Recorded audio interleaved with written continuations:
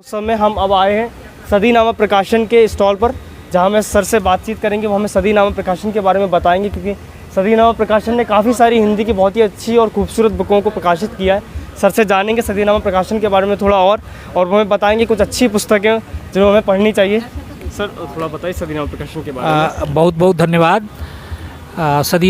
मैं सदीनामा प्रकाशन की ओर से जितेंद्र जितांशु बोल रहा हूँ। सदीनामा प्रकाशन बेसिकली सदीनामा पत्रिका का प्रकाशन है। सदीनामा पत्रिका 23 साल से कलकत्ते से प्रकाशित होती है। इसके साथ ही साथ हमने अलग अलग विषयों पर प्रकाशन का काम शुरू किया और देश भर के तमाम पुस्तक मेलों में हमारी भागीदारी रहती है और वहाँ से जो बढ़िया किताबें हमें लगती हैं अलग अलग प्रकाशनों की, वो हम खरीदते हैं और यहाँ पर भी हमने उसी तरह से डिस्प्ले किया हुआ है। हमारे मध्य भारत के जो शहर हैं उनमें बहुत सारी चीज़ें आती नहीं हैं।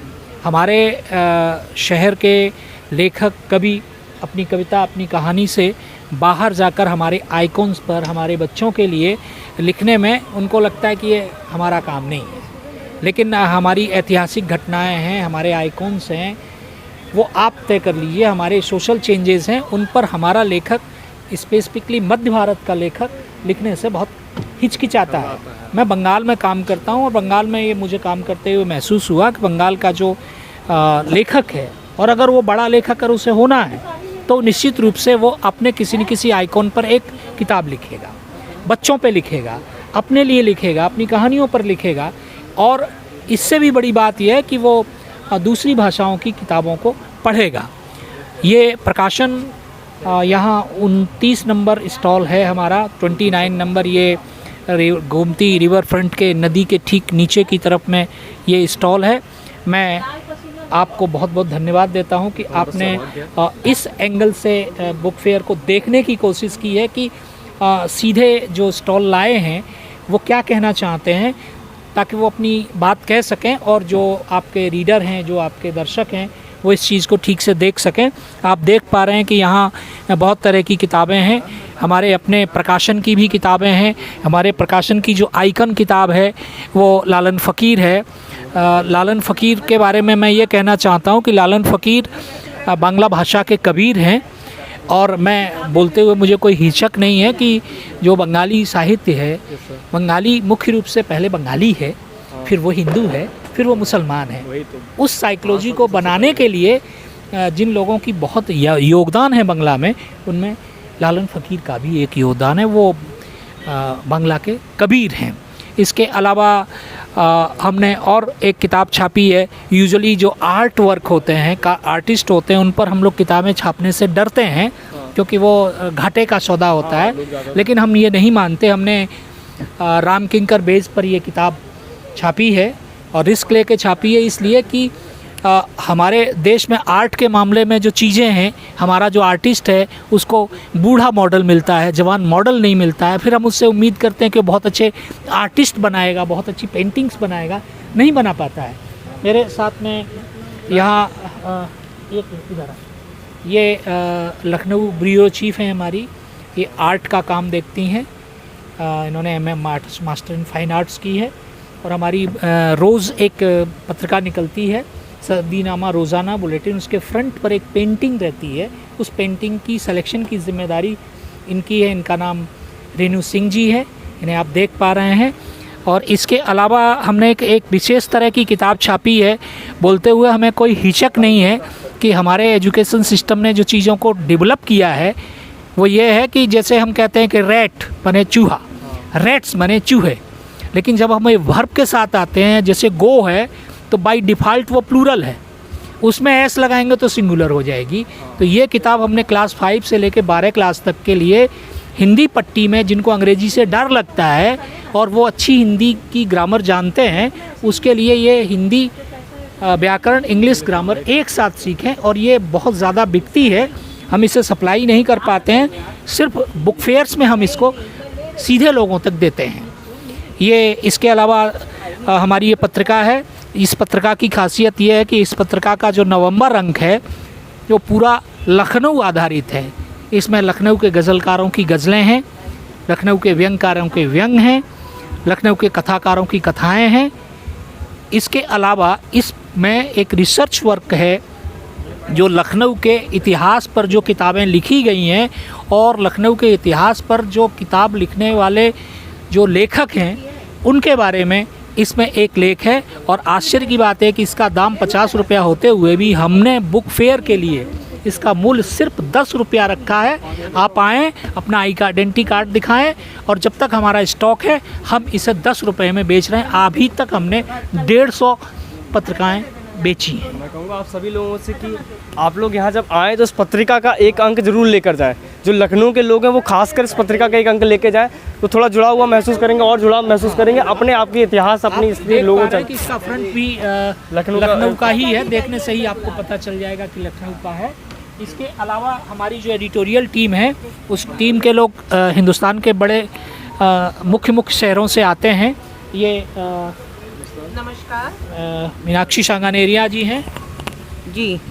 जी हम लोग सदीनामा को आज कितने सालों से, 24 सालों से हम पत्रिका भी निकाल रहे हैं, प्रकाशन 18 सालों से कर रहे हैं। अच्छी अच्छी किताबें आती हैं, अच्छी अच्छी किताबों से हम लोग लोगों तक पहुंचते हैं। साथ में हम किताबों का अनुवाद भी करते हैं, बंगला से हिंदी, इंग्लिश से हिंदी और मराठी से हिंदी। हमारी एक किताब है जो 8 भाषाओं में संकलित है, मतलब हिंदी की एक कविता 8 भाषाओं में। आप थोड़ा उसके बारे में बताएंगे और हम ये बताएंगे आपको। थोड़ा उस कविता के हिंदी के एक बड़े कवि हैं विजय बहादुर सिंह जी, उनकी एक किताब है, कविता की किताब है, वो 8 भाषाओं में है। मैं ये कहना चाह रहा हूँ 8 भाषा से मतलब मेरा ये है कि जैसे एक किताब आप देख रहे हैं, ये जो रामकृष्ण मिशन के जो महाराज जी हैं उन्होंने अपने जीवन में जितने प्रवचन दिए गीता के श्लोकों पर, विशेषकर उनके शिष्यों ने उसे कंपाइल किया और इस किताब को आप देख पा रहे हैं। टोटल उनका कंपाइलेशन बांग्ला का, हम लोगों ने इसे हिंदी में अनुवाद किया है और ये किताब के रूप में रामकृष्ण मिशन के काउंटरों से उपलब्ध है। मेरा सिर्फ कहने का मतलब ये है कि भारतीय भाषाओं की जो बोलियां हैं, भारतीय भाषाओं की जो ताकत है वो बहुत ज़रूरी है। बंगाल का किसान हो, चाहे पंजाब का किसान हो, और चाहे हम लोग जिसको एक बार हम कहते हैं, हाँ, और पॉलिटी एक ही है हमारी भाषा के, रिलीजन्स के हिसाब से एक भी है। और मैं जो सबसे चीज़ जिस पर जोर देना चाहता हूँ, आपने सुभाष चंद्र जी का नाम सुना है और उनके साथ में आप एक मैं और नाम बताना चाहता हूँ, वो साउथ का आइकॉन है पट्टाभी सीतारामैया। पट्टाभी सीतारामैया का नाम मैं बार बार इसलिए ले रहा हूँ कि नेशनल इंटीग्रेशन जिस पर अभी तक हिंदुस्तान में काम शुरू नहीं हुआ कि यूपी के बच्चे को साउथ की हर चीज़ें हम क्लास 10 में पढ़ा दें, 10 तक पढ़ा दें, उसके लिए हमने ये एक किताब बनाई है जिसे आप पढ़ना चाहेंगे। इसमें नेशनल इंटीग्रेशन को ध्यान में रखा है और 1826 से लेकर के 1947 तक के वो सारे आइकॉन्स को हमने समेटा है।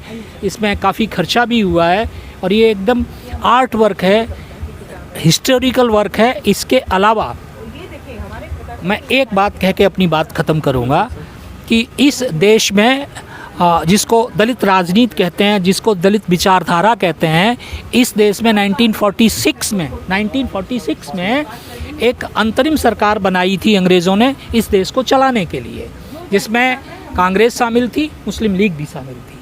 मुस्लिम लीग के तरफ से 5 लोग थे, एक हिंदू थे और वो अंतरिम सरकार के कानून मंत्री थे। उनका नाम था जोगेंद्र नाथ मंडल।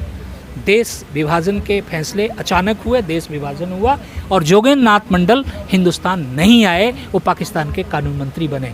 उन पर रिसर्च करने के लिए हम लोगों ने पूरा एक चैप्टर जोड़ा है और 33% रिजर्वेशन, SC ST के लिए हॉस्टल, ये सारी परिकल्पना जोगेंद्र मंडल साहब की है। आज़ाद हिंदुस्तान में बाद में सिर्फ लोगों ने रिपीट किया है। इसको भी आप चाहें तो इस किताब में पढ़ सकते हैं। हम हैं अपने आइकॉन्स का आकलन ज़रूर करना चाहिए एकदम निरपेक्ष भाव से। मैं चाहता हूं कि आप ज़रूर आएँ, देखें और आप पीछे बहुत सारी किताबें देखते हैं। हम लोग अलग अलग बुक फेयर्स में जाते हैं, जो बेस्ट किताब हमें लगती है हम उसे ख़रीदते हैं और यहाँ डिस्प्ले करते हैं। अभी हम लोग लखनऊ में हैं, अगले महीने हम लोग पूना में रहेंगे। मैं आपके चैनल के लोगों को बहुत बहुत धन्यवाद देता हूँ, वो विज़िट करें और आपको विशेष तौर से कि आपने ये नए तरह की परिकल्पना सोची ताकि घर बैठे कम से कम एक तरह से लोगों का जानकारी हो जाएगी और वो आएंगे तो मन बना के आएंगे कि हमें 29 नंबर सदीनामा स्टॉल पर जाना है या 30 नंबर पर जाना है, और उनकी रुचि के हिसाब से वो अपनी किताबें देख पाएंगे। बहुत बहुत धन्यवाद। जितेंद्र जितांशु, संपादक सदीनामा। आपका भी बहुत बहुत धन्यवाद। आपने हमें इतनी सारी महत्वपूर्ण किताबों के बारे में बताया और इन सभी चीज़ों के बारे में आपने हमें बताया। हमारा भी यही मकसद है कि लोग सिर्फ किताब और सिर्फ बहुत से लोग सिर्फ किताब को पढ़ते हैं, सिर्फ लेखक है, परंतु प्रकाशन भी एक बहुत महत्वपूर्ण भूमिका निभाता है किसी भी किताब के लिए। तो हम चाहते हैं कि प्रकाशन का जो दृष्टिकोण है किताबों को लेकर और लेखकों को लेकर और जो लोग पढ़ते हैं उनको लेकर जो दृष्टिकोण है वो भी लोग जानें। तो बस हमारा यही कोई कोशिश है जिसमें आपने हमें बहुत बहुत महत्वपूर्ण आपने धन्यवाद। इनकी किताब है कविता संग्रह है।